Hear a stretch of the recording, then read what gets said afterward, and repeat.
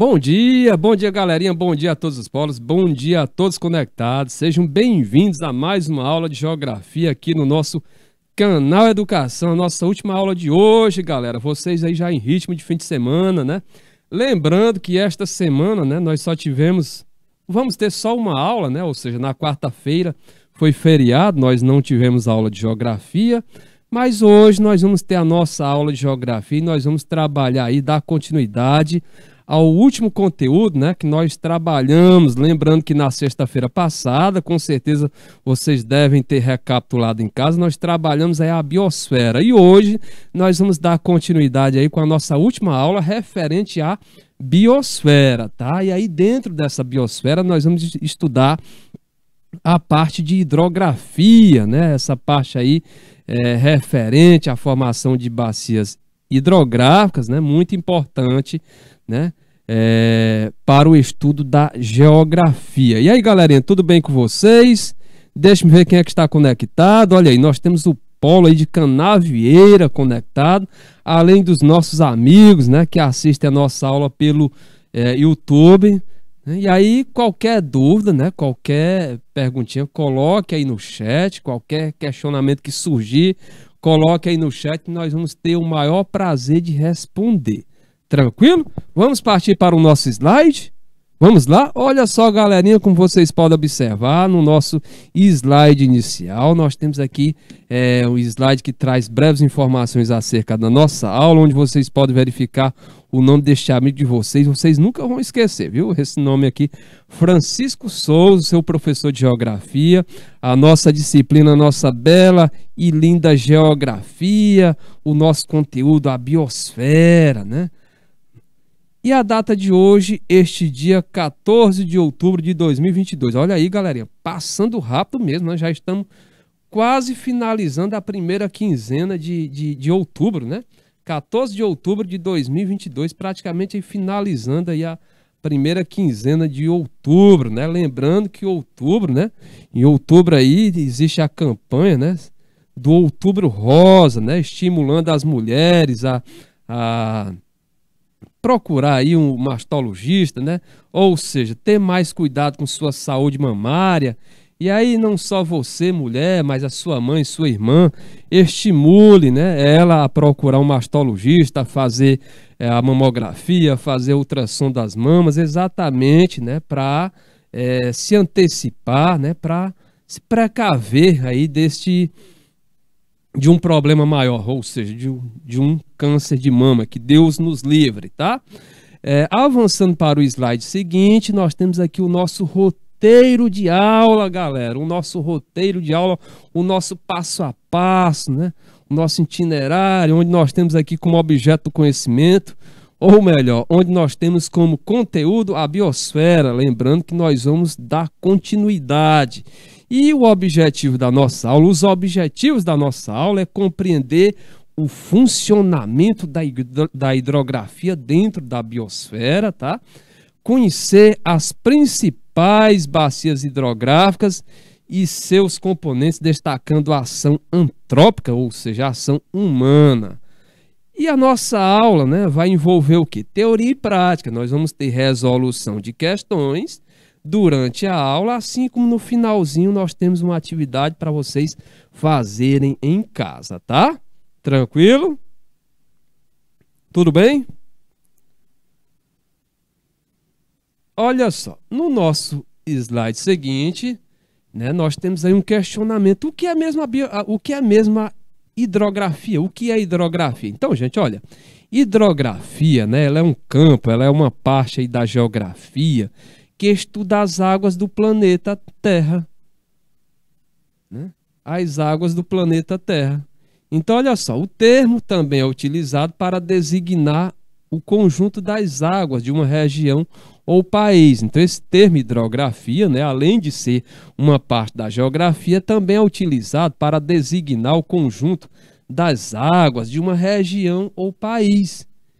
Entre os objetos de estudo da hidrografia, o que a hidrografia estuda mesmo? Ela vai estudar de uma forma ampla as águas do planeta, mas essas águas do planeta estão distribuídas, né, pelos rios, pelos oceanos, pelos lagos, pelos mares, geleiras, né? Águas do subsolo, além de água da atmosfera. Ok? Tranquilo? Então, olha só, um ponto que eu quero chamar a atenção de vocês, muito destaque, é exatamente, galerinha, para que vocês entendam, saibam que a maior parte da água total do planeta está concentrada em oceanos e mares, correspondendo aí a 97%, né, da reserva hídrica, tá? As águas continentais representam aproximadamente 2,7% da água do planeta Terra. Então, se você observar, a maior parte da água existente no nosso planeta, né, está nos oceanos e é formada por uma água que ela não, digamos assim, ela não está em condições habituadas de consumo. Ah, professor, mas lá em Israel, lá na Arábia Saudita, né, eles consomem, mas exatamente em decorrência das características naturais desses países, tá? Que não apresentam, não são países que apresentam uma boa malha, uma densa malha fluvial. Tá? E aí, em razão disso, como saída, eles terminam captando água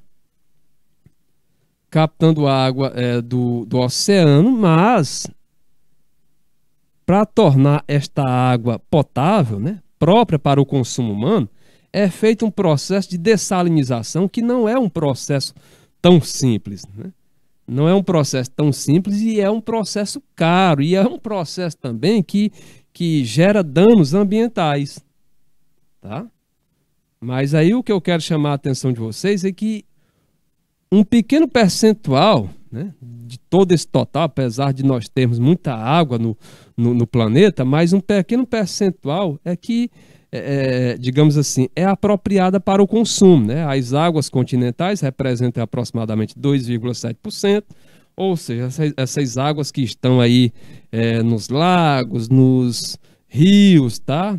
A água do subsolo, então é uma água aí que representa aproximadamente 2,7% da água do planeta Terra, tá? Aí você vê que 97% é formada, né, pela água que está nos oceanos e mares. E esta água não é apropriada, né, em condições naturais, ela não é apropriada para o consumo humano, né? Vocês sabem que ela apresenta um teor de salinidade elevado. Ok? Alguma pergunta, alguma dúvida? Podemos avançar? Podemos dar seguimento? No nosso slide seguinte, né? Olha só. Agora o destaque é exatamente, né, para o ciclo da água, né? Ou seja, olha aí, o ciclo da água, né? Observe aqui. O ciclo aí da água, tá? Simbolizando esse ciclo, né? Que nós vamos já saber mais detalhadamente como ocorre este ciclo. Então, o ciclo da água, galerinha, é o processo, né, de transformação da água na natureza. E esse processo, né, ele consiste, né, na água passar de um estado físico para outro. Tá? Passar de um estado físico para outro. Ele ocorre por meio dos processos de evaporação. A água está ali no estado líquido, na superfície. Aumenta a temperatura. Essa água passa para o estado gasoso, né? Evapora, vai para a atmosfera. Condensação, precipitação, né? As chuvas ocorrem e aí essa água retorna, né, para a superfície. Tá? Infiltração, ou seja, a água que infiltra no subsolo e aí vai alimentar os lençóis freáticos. Transpiração realizada aí pelos seres vivos, né, pelas plantas, tá? E também, claro, pela transpiração dos seres vivos. Então, olha só, o ciclo da água também, ou melhor, o ciclo da água na natureza é fundamental para a manutenção da vida no planeta Terra, uma vez que ele vai determinar a variação climática, né? e influenciar o nível dos rios, lagos, mares e oceanos. Então observe que se trata de algo de muita importância, né? Algo de vital importância para a existência dos seres vivos. Ok? Podemos avançar? Alguma pergunta? Galerinha de Canavieira, você que está nos assistindo via YouTube. Gente, no nosso slide seguinte, agora é o passo a passo, né, desse ciclo da água, né? Mas como é que ocorre mesmo, professor? Como nós podemos caracterizar esse passo a passo? Então, olha só. Primeiro nós temos aqui a evaporação. Na evaporação, o que acontece? O calor do sol aquece a água dos rios, lagos, mares e oceanos, fazendo com que aconteça o fenômeno da evaporação. Então, observe que há necessidade dessa energia solar, tá? O calor do sol aquece a água dos rios, lagos, mares e oceanos, fazendo com que aconteça o fenômeno da evaporação, ou seja, esta água passa do estado líquido para o gasoso. Então, como vocês estão observando, ocorre a transformação do estado líquido da água para o estado gasoso, né? À medida que ela vai da superfície para a atmosfera. Então, aí nós temos o caso da evaporação. E a condensação, que é o número 2.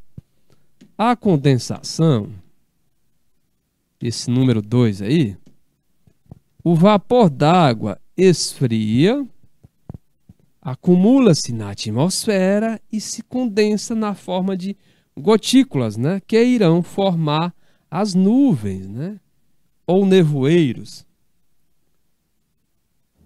Ocorre então o processo de condensação, que é a transformação do estado gasoso, né, da água para o estado líquido.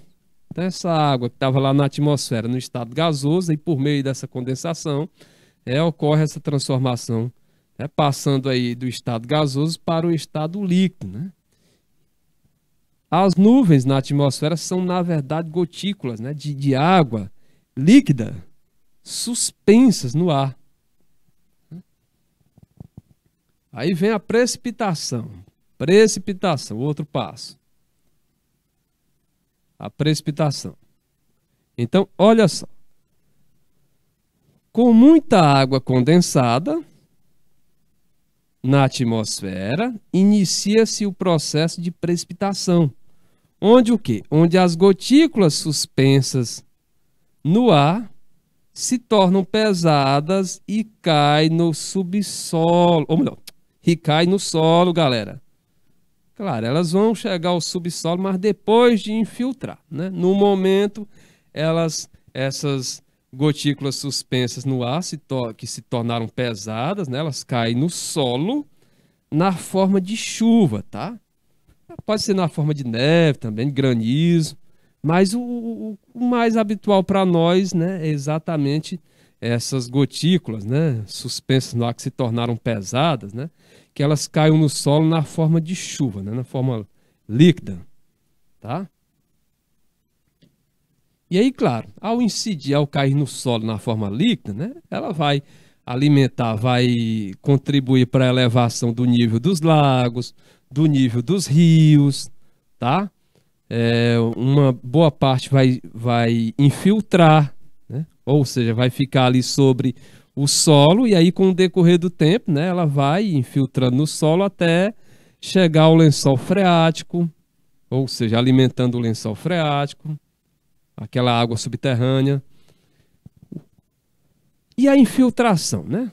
Olha só, com relação à infiltração, gente, quando o vapor de água condensado cai sobre a superfície terrestre, ocorre a infiltração de uma parte dessa água que vai alimentar os lençóis subterrâneos, né? O lençol freático, tá? A água localizada no subsolo, né?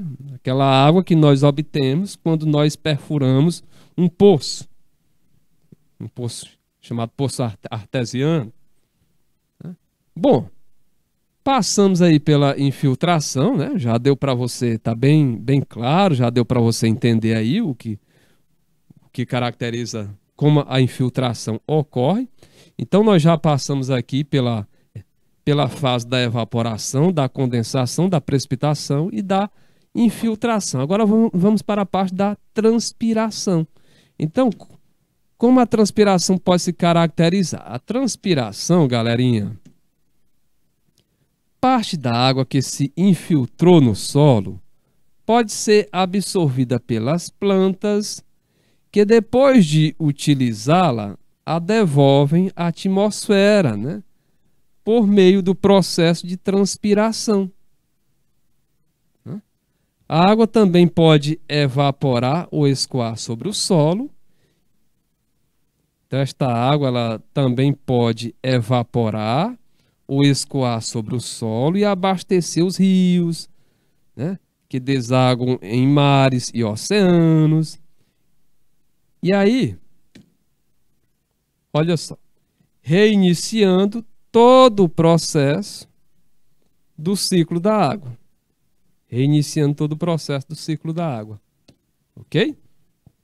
Então vejo aí que na transpiração, parte da água que se infiltrou no solo pode ser absorvida pelas plantas, que depois de utilizá-la, devolvem para a atmosfera por meio do processo de transpiração.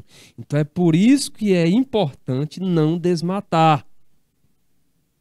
Ou seja, não retirar a cobertura vegetal, porque aquela cobertura vegetal, ela não só protege o solo, né, deixa o solo mais fixo,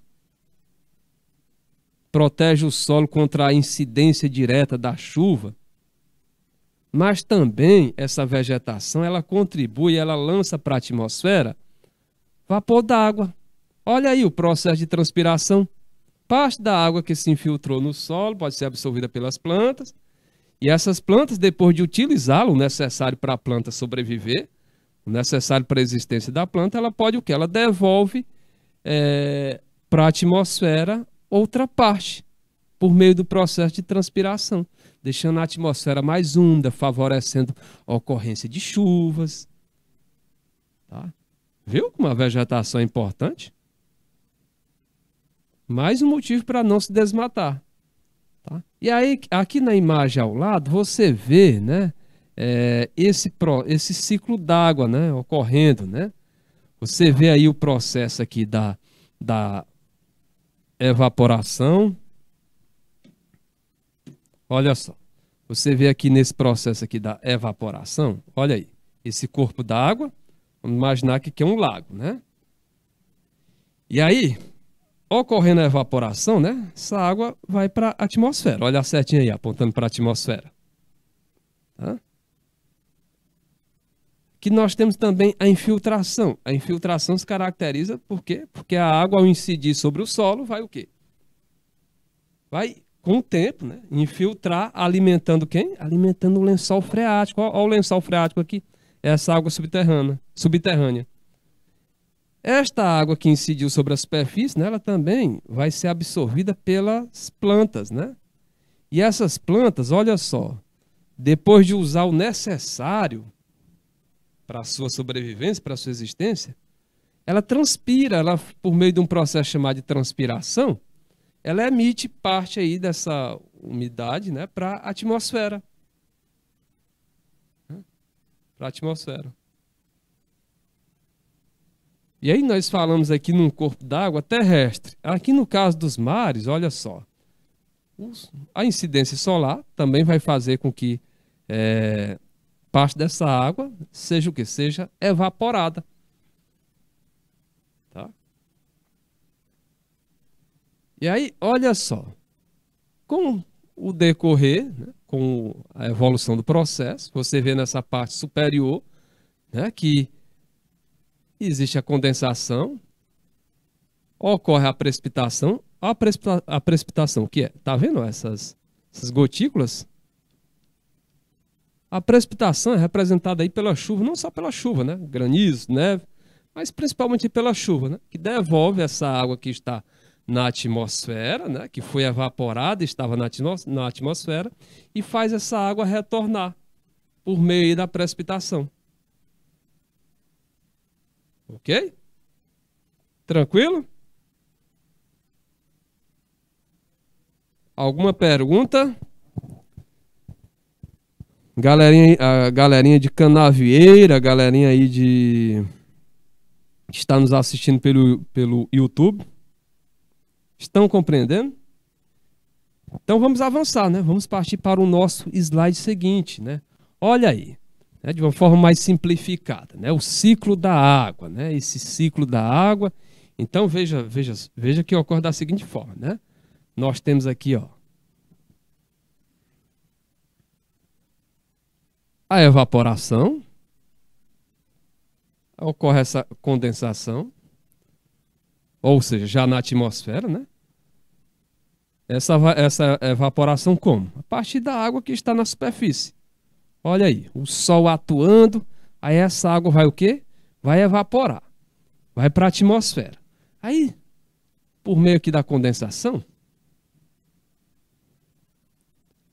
esta água que estava no estado gasoso passa para o estado líquido, formando inúmeras gotículas, que com o decorrer do tempo vai o quê? Vai precipitar, vai cair, vai incidir a superfície por meio das chuvas. E aí, essas chuvas, né, vão fazer com que esta água se armazene, né, fique armazenada em algum lugar da superfície, um rio, um lago, uma lagoa, tá? O próprio oceano. Ok? Então é desta forma aí que você está vendo na tela, né, que ocorre o ciclo da água. Acompanha as setas, né? Começa aí pela evaporação, né? Ou melhor, começa pelo armazenamento. Essa água que está armazenada vai evaporar. Ao chegar na atmosfera, né, esse vapor d'água, com o decorrer do tempo, vai condensar, passando do estado gasoso para o líquido.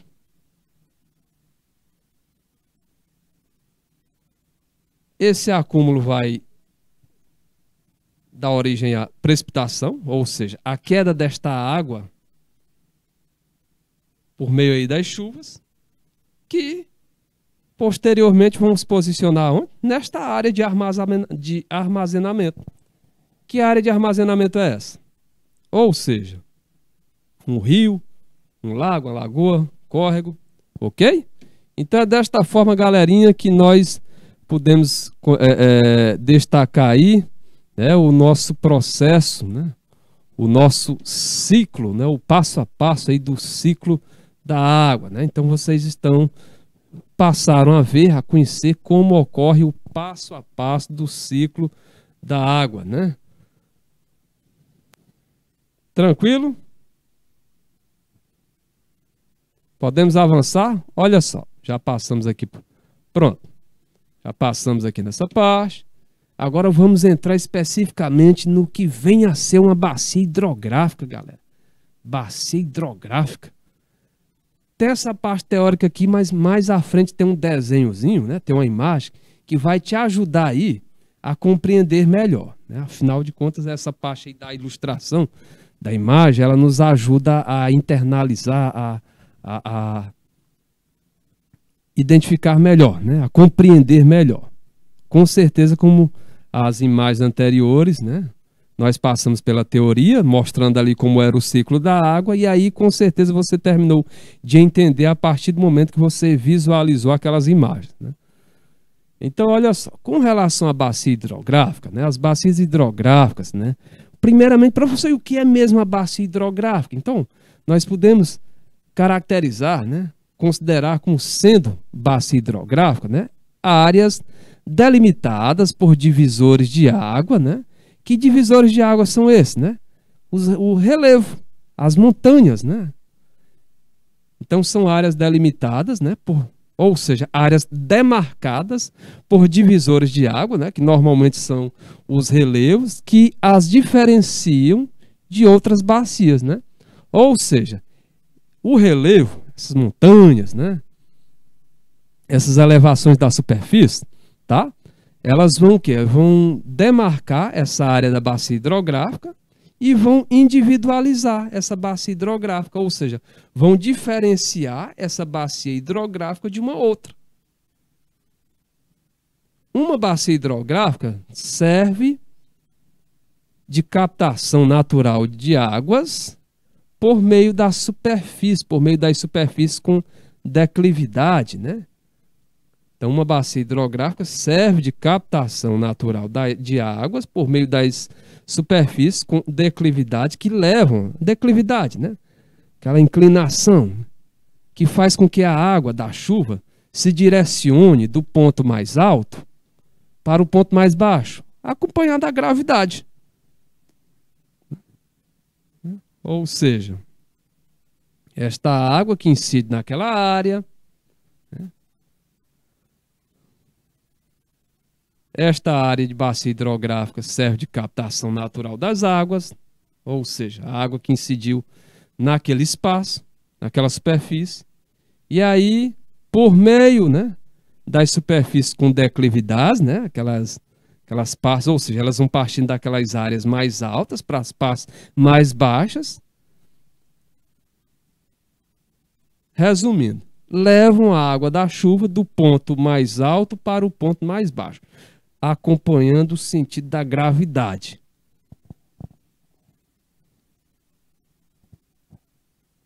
Ok? As bacias hidrográficas são caracterizadas por vários elementos, né? Então, as bacias hidrográficas são caracterizadas aí por vários elementos que vão compor sua estrutura. Então, quais os elementos que nós temos numa bacia hidrográfica? Olha só. Então, essas bacias hidrográficas, né? Elas são compostas aí, são caracterizadas por apresentarem vários elementos, né? Que vão compor sua estrutura. Então, vamos imaginar aqui, bacia hidrográfica. Vamos analisar aqui cada estrutura da bacia hidrográfica. Primeiro pela nascente. Então a nascente, ela é exatamente o ponto inicial, né? Nascente, o próprio nome nascer. Então é o ponto inicial de uma bacia hidrográfica. Já ouviram falar aí? No minador? Então a nascente é o ponto inicial de uma bacia hidrográfica que fica no ponto mais elevado do relevo. E é onde se localiza a principal nascente do rio. Tá? Nascente Rio Parnaíba, Chapada das Mangabeiras, né? Riacho Água Quente. É o ponto inicial, né? Então a nascente é o ponto inicial de uma bacia hidrográfica que fica no ponto, e aí observe, né? Essa nascente ela fica num ponto elevado. Para ir depois ela ir descendo e acompanhar o sentido da gravidade, né? A nascente é o ponto inicial de uma bacia hidrográfica que fica num ponto mais elevado do relevo e é onde se localiza a nascente do rio. Então, já sobre a nascente, vocês já conhecem bem, já estão por dentro. Agora, e o rio principal? O rio principal é o nome dado ao rio que apresenta o maior volume e extensão de águas dentre os rios da bacia, sendo ele, nesse rio principal, o receptor dos rios afluentes, né? Ou seja, esses rios afluentes abastecem o rio principal. Bacia hidrográfica do Rio Parnaíba. Rio Parnaíba, que nasce na Chapada das Mangabeiras, então a nascente dele está lá, né? Que é um ponto elevado, que é o ponto mais alto do relevo. E aí ele segue dessa parte sul do nosso estado para a parte norte. O rio Parnaíba é o rio principal. Esse rio principal, ele é o rio principal exatamente por quê? Porque ele apresenta o maior volume e extensão de águas, né? Ou seja, nosso rio Parnaíba, 1.485 quilômetros de extensão. 1.485 quilômetros de extensão. Então ele é o maior rio e é o que apresenta o maior volume de água dentre os rios da bacia. E esse nosso rio Parnaíba, ele é o receptor, ou seja, ele recebe dos rios afluentes, do rio Gurgueia, do rio Poti, do rio Balsas, que são afluentes, né? Ele recebe o quê? Água desses rios. Esses rios abastecem o rio principal. Rio Uruçu Preto, Uruçu Vermelho, Rio Gurgueia, né? Rio Gurgueia é o maior afluente do nosso rio Parnaíba, né? Infelizmente muito degradado, né? Conseguiram entender? Tá claro, né, gente? Então, olha só. Partindo aqui para o nosso próximo slide, né? É os afluentes, né? Os afluentes, né? Quem são os afluentes, né? Os afluentes são os rios que vão ter como ponto final o rio principal. Ponto final do rio Gurgueia, rio principal, rio Parnaíba. Ponto final do rio Poti, rio principal, rio Parnaíba. Tá? Então são exemplos, né? Ponto final do rio Balsas, rio Parnaíba. Então o afluente, ele é o rio que tem como ponto final o rio principal. E ainda tem um detalhe, né? Você já deve ter ouvido falar nos subafluentes. Os subafluentes, o destino principal, ou melhor, o destino final é o afluente. Então o subafluente lança suas águas no afluente e o afluente lança suas águas no rio principal. Tá? É uma ramificação muito grande, viu, gente? A bacia hidrográfica é uma área muito bonita, né? Muito rica.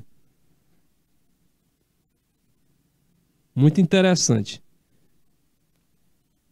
Já a foz ela é conhecida também como desembocadura, né? Um dia que vocês ouviram falar em desembocadura, é a foz. E o que vem ser a foz? A foz de um rio, galerinha, ela é o último ponto da bacia, né? Ou seja, é onde as águas vão ao encontro com as do oceano. Ou deságua em uma bacia de maior porte, né? Então lembre-se desse detalhe. As águas de um rio, né? De uma bacia, elas não... O destino final não é apenas o oceano, não, viu? Pode ser um outro rio, né? De porte maior, tá? Então a foz ou desembocadura é o último ponto da bacia, é onde as águas vão ao encontro com as do oceano ou desaguam em uma bacia, né, de maior porte. Tranquilo? E essa foz, ela tem, nós vamos já observar um desenho aí que tem posteriormente, uma imagem. Essa foz, ela pode ser de dois tipos, né, mais comuns, né? É a foz do tipo estuário e a foz do tipo delta.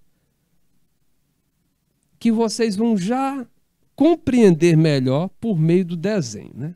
Tá estranho, foz delta, foz estuário. Vou já mostrar o desenho para vocês e vocês vão entender melhor. As topografias da região, né? Outro ponto aí que constitui a estrutura das bacias hidrográficas. Então, as topografias da região, e o que vem ser mesmo essas topografias? Morros, montanhas e serras são os divisores de água que delimitam, né, que demarcam as áreas das bacias, né? Então, a partir dessas áreas, né, a água se direciona, né, para dos afluentes, dos subafluentes para os afluentes, até chegar no rio principal. Então, são áreas elevadas. E estas áreas elevadas, elas representam os divisores de água. Ou seja, aqueles pontos que demarcam, que delimitam as áreas das bacias hidrográficas. Ok? Tranquilo? Olha aí. Professor, ainda estou com dificuldade de entender o que é mesmo. Aqui na minha mente, o que é mesmo uma bacia hidrográfica, né? Como eu poderia desenhar? Olha aí a imagem.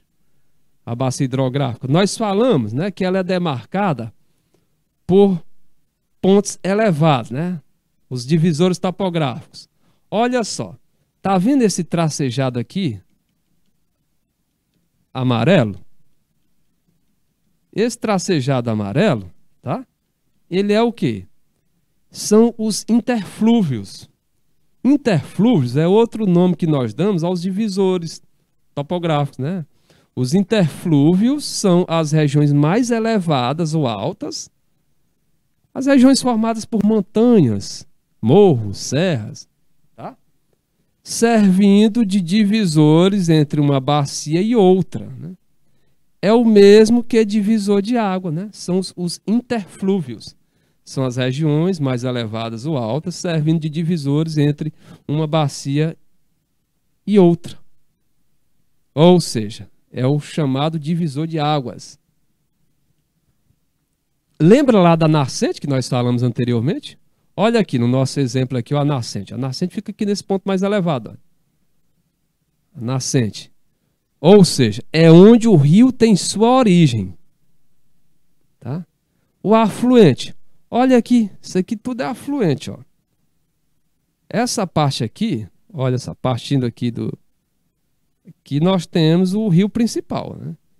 E aí os afluentes... Olha os afluentes aqui. Tudo alimentando esse rio principal. Tudo lançando suas águas nesse rio principal.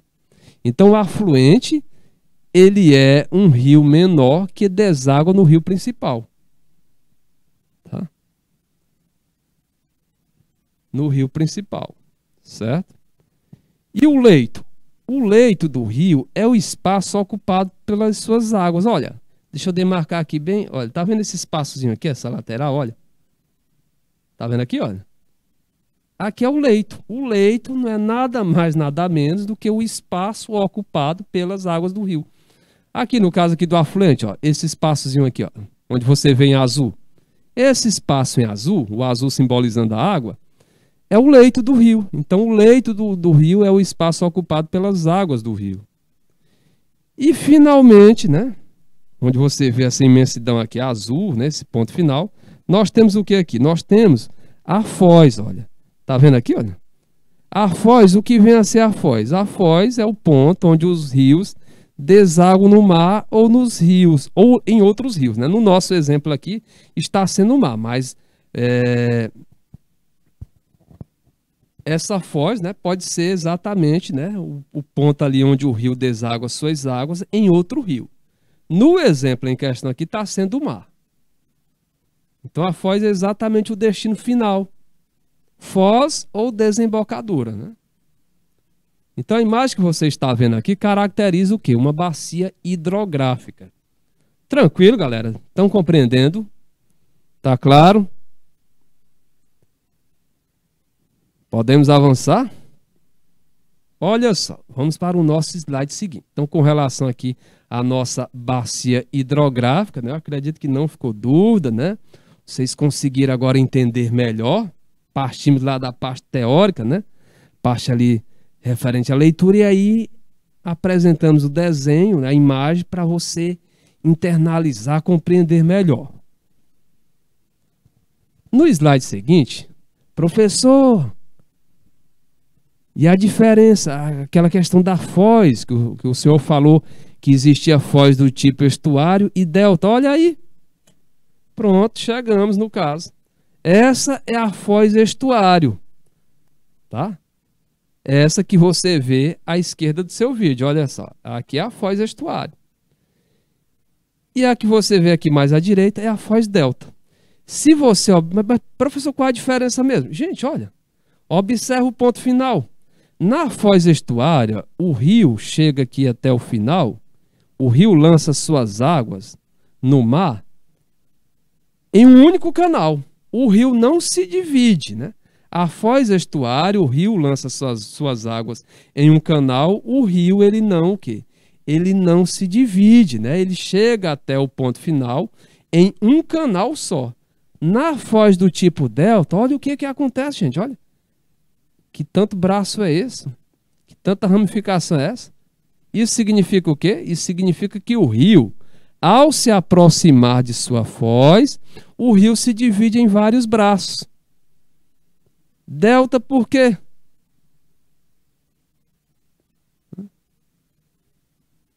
delta, exatamente, ó, por lembrar esta letra grega, ó, esta letra grega aqui chamada delta, né?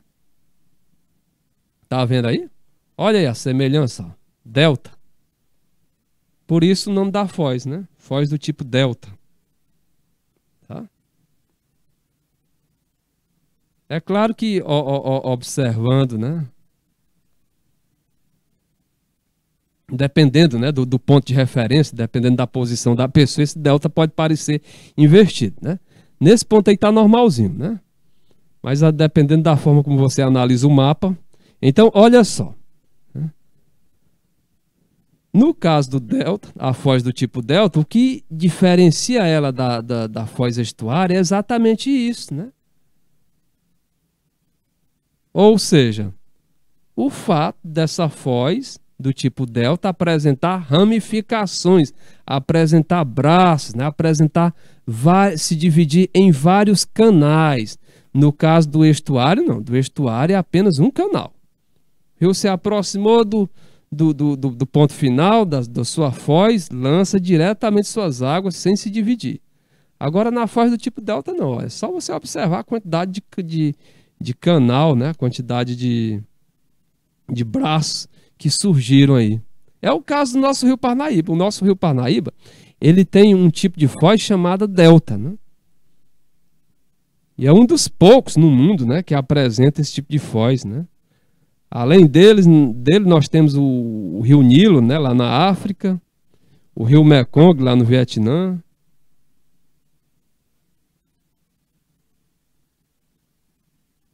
Estão entendendo? Tá claro? Vamos avançar? Vamos seguir para o nosso próximo slide. Olha só, gente. Aí nós falamos em foz do tipo delta, né? Falamos do rio Parnaíba. Olha aqui o nosso rio Parnaíba, o mapa do delta do rio Parnaíba, né? No litoral do nosso Piauí, né? Um litoral pequeno, mas um dos mais bonitos, se não for o mais bonito do Brasil, sem nenhum bairrismo, sabe? Então são apenas 66 quilômetros, né? São apenas 66 quilômetros de extensão, mas 66 quilômetros de muita beleza, tá? E aí, isso é o tamanho do nosso litoral. E aí nós temos o exemplo do delta do Parnaíba, né? Ou seja, o nosso Parnaíba, quando ele se aproxima aqui do final, ele se divide aqui em vários braços, né? E aí, os braços que o nosso Parnaíba se divide, né? São chamados de tutóia, né? É o quinto braço do Parnaíba. O melancieira ou carrapato, né? O quarto braço do Parnaíba. É o caju, o terceiro braço do Parnaíba. Né? O Canárias, que é o segundo braço do Parnaíba. E no lado piauiense, né? Esse é o que fica no lado piauiense, nós temos o Igaraçu, primeiro braço do rio Parnaíba. Esse Igaraçu fica no lado piauiense. Esses outros ficam no lado maranhense, ou seja, o tutóia, o melancieiro, o caju e o canários ficam no lado maranhense, e o igaraçu no lado piauiense. Inclusive, no caso do delta do rio Parnaíba, a maior parte é do lado maranhense, né? 65%, né? 65% do lado Maranhão, né? 35% do lado piauiense. É dessa forma a distribuição do delta do rio Parnaíba. Tá? Alguma pergunta, alguma dúvida? Conseguiram observar aí, entender como é o tipo de foz delta? Né? Vocês viram aí que o rio se dividiu em vários braços, né? Se fragmentou, vários canais, tá? Diferentes tipos de bacias hidrográficas. Então, olha, gente, as bacias hidrográficas, elas podem ser categorizadas de acordo com o seu destino. Ou seja, de acordo com o ponto onde ela vai lançar suas águas, né? E aí, de acordo com esse ponto que ela vai lançar suas águas, né? Ou seja, onde desaguam, as bacias hidrográficas podem ser categorizadas em bacia hidrográfica exorreica. Exorreica? Toda vez que vocês ouvirem falar numa bacia hidrográfica exorreica, ela é uma bacia hidrográfica que escoa diretamente para o mar. E esse é o caso que predomina aqui no Brasil, né? A maior parte, na nossa hidrografia, a maior parte dessas bacias são exorreicas, né? Ou seja, elas têm como destino final o mar, tá? E as bacias hidrográficas endorreicas? Endorreicas. Essas bacias hidrográficas endorreicas são aquelas cujas águas vão ao encontro de lagos, lagoas ou mar fechado, né? No caso, um mar fechado. Então, tá bem claro, né? A diferença aí da bacia hidrográfica exorreica da bacia hidrográfica endorreica. A bacia hidrográfica exorreica, as águas, né, daquela bacia escoam diretamente para o mar, né? Mar aberto. No caso das endorreicas, a bacia hidrográfica, né, as suas águas, né, vão ao encontro de um lago, lagoas ou um mar fechado. Ou seja, fica internamente, né? Endo, né? Só observar aqui, ó, endo, sentido interno, exo, no sentido externo, tá? Bacias hidrográficas arreicas. As bacias hidrográficas arreicas, né, são aquelas cujo escoamento superficial não tem um ponto final. Como assim, professor? Ou seja, podem evaporar ou infiltrar totalmente no subsolo. Sim, existe esse tipo de bacia. A bacia hidrográfica arreica é exatamente a bacia hidrográfica, né, cujo escoamento superficial não tem um ponto final, no caso da arreica. E aí, veja só, suas águas podem evaporar ou infiltrar totalmente no solo, né? E a bacia hidrográfica criptorreica? As criptorreicas, galera, são bacias representadas por aquelas cujas águas escoam para o interior do planeta, compondo os lagos subterrâneos, cavernas e grutas, né? Então vejam bem, vejam que no caso da arreica, da bacia hidrográfica arreicas, no caso das arreicas, são aquelas cujo escoamento superficial não tem um ponto final, podendo evaporar ou infiltrar totalmente no solo, né? Evaporar ou infiltrar totalmente no solo. Já no caso das criptorreicas, são aquelas cujas águas escoam para o interior do planeta. Compondo, e aí vai formar lagos, mas só que lagos subterrâneos, cavernas e grutas. Tá? No nosso slide seguinte, né, agora a importância, né, finalizando aqui, a importância das bacias hidrográficas, galera. Olha só aqui algo, né, de muita importância, né, que só pode ser feito devido à existência de bacias hidrográficas, né? Algo que vai gerar energia, né, para a população. Ou seja, a instalação de hidrelétricas, né, só ocorre devido à existência de bacias hidrográficas. Então, as bacias hidrográficas são importantes, né, para geração de energia, mas tem outros pontos, né, de importância, né?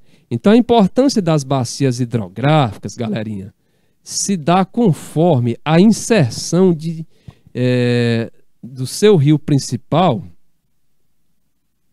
e seus afluentes. Então, suas principais funcionalidades são o abastecimento de água para diferentes setores da sociedade, como, por exemplo, a agropecuária. Essa é o que mais puxa água, viu? Essa é o que mais puxa água, né, das bacias hidrográficas. A indústria e para o consumo de seres vivos. Professor, pensei que fosse para o consumo de seres vivos, né? É na agropecuária que mais se utiliza mais se exige, né, das bacias hidrográficas, né, mais consome. Então, as bacias hidrográficas, né, também são importantes Essas bacias hidrográficas, né, também são importantes para o transporte hidroviário, podendo carregar aí quantidades de cargas e pessoas, né? Inclusive, né, quando a hidrovia, quando o rio é bem benéfico mesmo, né, para o transporte hidroviário, né, para execução, para o desenvolvimento do transporte hidroviário, a quantidade que pode ser levada é muito maior do que caminhões, né? Além disso, no Brasil, as bacias hidrográficas são responsáveis por uma quantidade grande, né, da energia, de toda a energia elétrica produzida em nosso país, né? Mais de 60% da nossa energia elétrica, ela advém de usinas, né, hidrelétricas, né? E só é possível exatamente em decorrência, né, do nosso país possuir uma grande quantidade de rios, uma densa malha fluvial. E aí isso não só uma densa malha fluvial, como o fato dos nossos rios serem rios de planalto. O que é rio de planalto, professor? Rios que apresentam quedas d'água, né? E aí isso facilita o quê? Isso facilita a implantação de usinas, porque aquela água ela vem com maior velocidade, isso termina movimentando melhor as turbinas das hidrelétricas, tá? Então a maior parte dos nossos rios não são rios para navegação. Rios para navegação são rios de planície. Nós temos uma parte de rio de planície. Só que a maior parte dos rios que predominam no território brasileiro são rios planálticos, tá? Rios que apresentam quedas d'água. Pronto. Ou seja, característica ideal para a implantação de hidrelétrica. Vamos avançar? Vamos agora para um exercício, né? Vamos exercitar. Então, olha só. Questão número 1. As bacias hidrográficas são uma unidade de análise espacial fundamental para os estudos geográficos. Esta unidade espacial é delimitada pelo... Então, olha só, nós estudamos a bacia hidrográfica, nós vimos que existe uma estrutura da bacia hidrográfica que serve de limite, que demarca, né, que individualiza aquela bacia. Então, essa unidade espacial é delimitada pelo relevo, pelo clima, pelo solo, pelo vento ou pelo subsolo. Gente, sem dúvida nenhuma, né?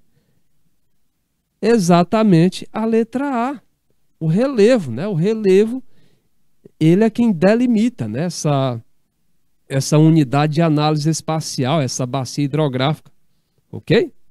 Segunda questão, como é chamada a área de relevo mais elevado entre cursos de água contíguos e que serve para a delimitação das bacias hidrográficas?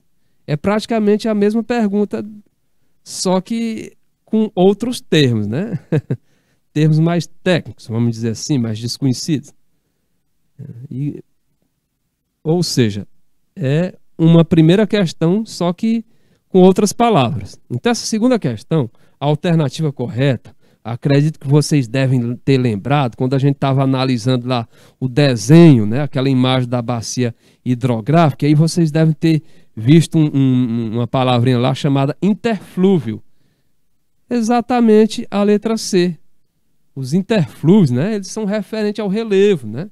Então, como é chamada a área de relevo mais elevado entre cursos d'água contíguos e que serve para a delimitação das bacias hidrográficas?